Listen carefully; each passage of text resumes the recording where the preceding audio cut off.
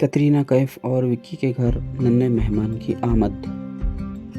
بالی would کی معروف اداکارہ کترینہ کیف اور ان کے شوہر وکی والدین بن گئے ہیں۔ جوڑے نے 7 نومبر 2025 کو خوبصورت کارڈ کے ذریعے اپنے بیٹے کی پیدائش کی خوشخبری سوشل میڈیا پر شیئر کی۔ یہ اعلان سامنے آتے ہی فیس بک اور انسٹاگرام پر مبارکبادیوں کا سلسلہ جاری ہو گیا۔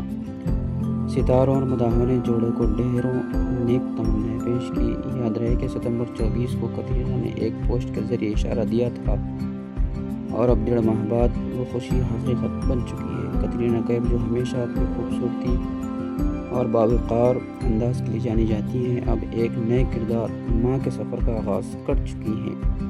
مداحوں کا کہنا ہے کہ یہ جوڑی بالی ووڈ کی سب سے خوبصورت فیملی بن چکی ہے۔ ننھے شہزادی کی آمد پر پوری فیملی خوشیوں سے جھوم اٹھی۔